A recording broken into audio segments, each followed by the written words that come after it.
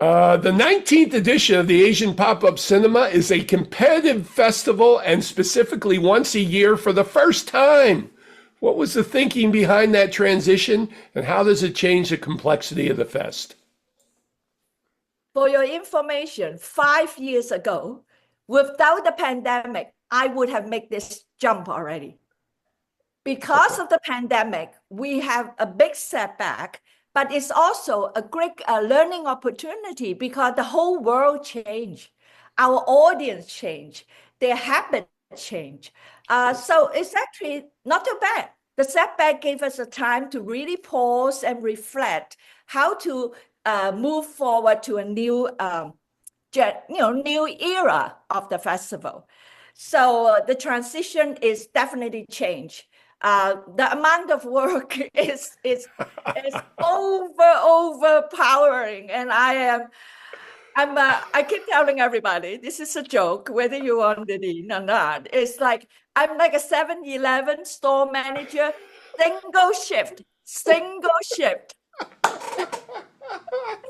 But I do have more people coming on board. It's amazing. All right.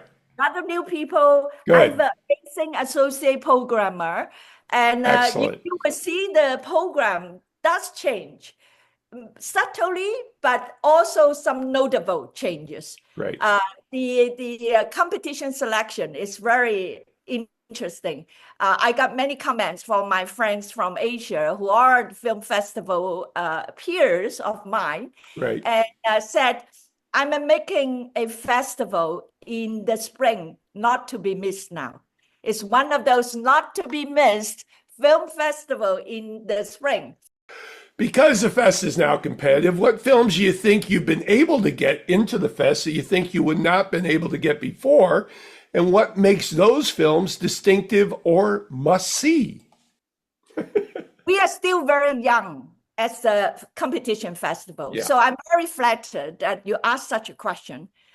We did get a few more films for sure. We get some of the best films coming out of Japan and Korea that we probably normally could not get it, but they are in competition, that's for sure. But as a film festival organizer, our appetite is always bigger than what we can handle.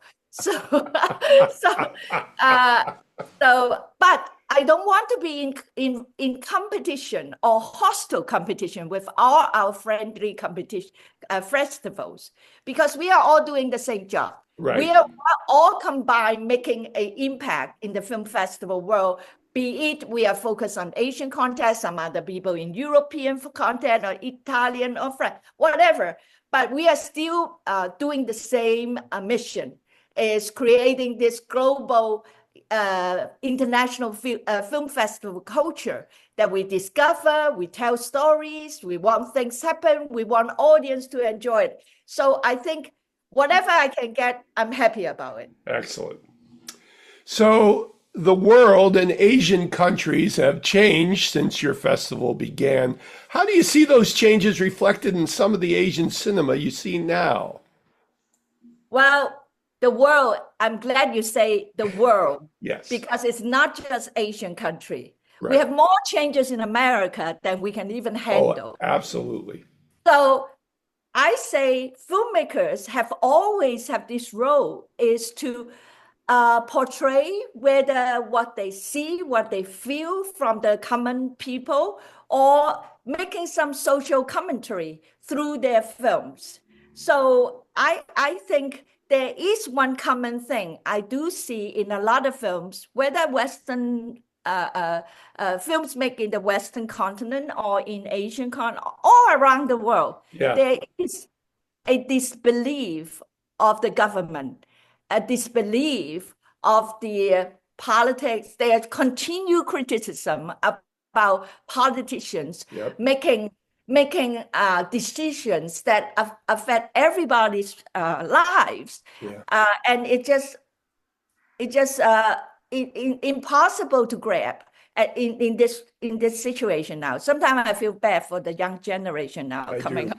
Yeah, I do too. So I think that's the biggest change I can see. So it's not just the Asian cinema. I would say across the world, that's the common thing I'm seeing.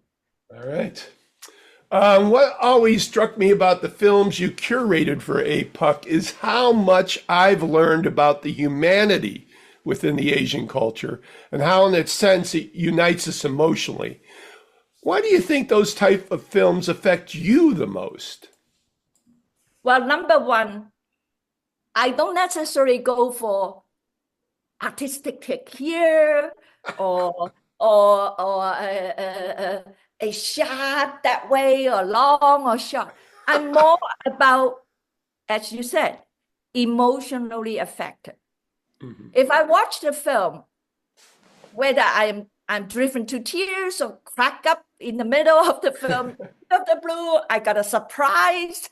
That's my own response to every film I select and watch and preview.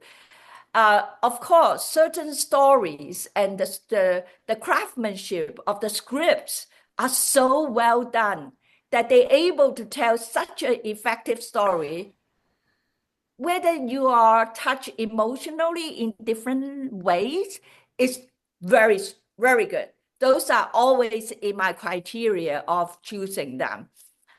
So Asian countries, each of them have different ways of expressing their own emotional stress or situation, how to Right. deal with it. They all have their own way. And Yeah. I think from the Western, from people in America, particularly, we actually should learn from them because there are certain ways we can adapt, from parenting, from dealing with Asian, caring the Asian parents. There are so many life and death issues in our lives that we should all share and appreciate. So I think this is what the main vision or the concept I'm creating for the Asian pop-up cinema audience.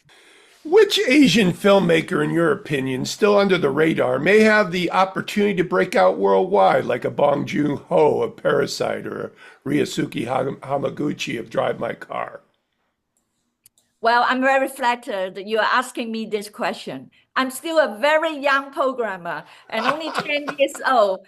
And my biggest regret is all this year, I have not been able to travel more to Asia because if if I'm going to produce a good, strong program for Asian content, I should actually travel more to Asia Yeah. and to see them on their own home grounds and also experience the lives over there as an ordinary person. So I really cannot tell much right now, but every year I do, especially now we have a new directors competition. We actually focus on looking at discovering some new talents and new first time and second time directors. And I hope that one that will give us more opportunity to discover new talents. Okay, So so I'm going to switch this up a bit. I want you to name three highlights of the festival that you think will possibly be must-sees for people. I know that everything is a must-see, but do you have three in particular that you want to focus on? besides our three showcase films, of course, they are Right. highly regarded and definitely need to see. I do have three films out of this whole program Hmm. uh, that are not actually in the competition, Oh, but they are worthy of seeing. very good. The Mongolian film called "If I Could Only Hibernate" is great. I It's love the about this young, Mongolians. I think a high school or junior high school kids who's a genius in mathematics. He wants to be in a national competition, but they still live in York in the city. Right. Another one is actually a world premiere, our only one world premiere Oh, wow. from South Korea. It's called the B-E-E-D, the insect beetle Yeah. project. Okay. So it's about, so no trailer, nothing yet, okay? Because they are still making the post-production. This film is talking about during a flood, a little thing flow down from the north to the south river, and the kids along the south pick it up, turn out into a little school project from a school student over the north side. So the story end up is the young kids that pick up that they try to complete that project. It's like a science project, like a biology project. See the progress of the beetle and everything Right. for the north. And in the end, there's a very hopeful message. The adults make it happen for them to returning their project back to the law through a certain diplomatic and all kind of thing. So it's a very hopeful, beautiful message shared from the kids' point of view. Cool. It's called the Beetle Project. All right. So the number 3 film, this is these days in Asia and Europe or around the world, one of the biggest trend is co-productions. Right. Co-production within Southeast Asia, but co-production also with finance from Europe and America. Right. So we do have one showcase for this one. It's called Cross Point. It's a Filipino director born in Philippines, went to Tokyo and grew up there and bilingual in English, Filipino, and everything, and make this co-production with Japanese actors and producers, everybody. So we are doing the premiere of it on April 12th. And the Filipino director is bringing 2 of his cast coming. There is a Filipino-Japanese actress, and there is a Japanese actor. Oh, wow. So it will be a big thing. So finally, you've lived in America for quite a while now, establishing yourself in the cinema community in Chicago, but didn't begin to develop the Asian pop-up cinema until after 2010. What did you relearn about Asian culture through your curation of this festival, especially your native Hong Kong? Oh, learning is an everyday thing. I haven't stopped learning. Whether I learn to do the Asian pop-up cinema or something else, I am learning all the time. And I'm privileged to have a chance to reunite with my Asian countries, this part of the origin, because have been here since 2000, right? So it's quite a long time. Yeah. And thanks to the Asian pop-up cinema, I do have this reconnection with a lot of Asian communities here, be it Cambodians, the Vietnamese, the Thai, the Filipinos, of course, Right. and Chinese language is the biggest one here because the Taiwanese cinema folks, the Taiwanese folks living here, mainland Chinese living here, and Hong Kong Chinese living here. Right. So there is a big group of them. I really love connecting with them. That's number one. But they are actually a little bit segregated themselves. So I wish my festival will reunite everybody, come to my festival and learn each other, because we actually share a lot of common cultural belief, mostly traditional, that we have certain way. We all celebrate Lunar New Year. We all celebrate Mid-Autumn Festival. We enjoy the mooncakes and all kind of festivity. And we will jump and play the Color Festival too, if we want to. We will join the Indian community. There's so many things we celebrate from each of our culture. I love to see us more integrated ourselves voluntarily, and that would be a better world for all of us. This is Patrick McDonald for HollywoodChicago.com. Copyright 2025.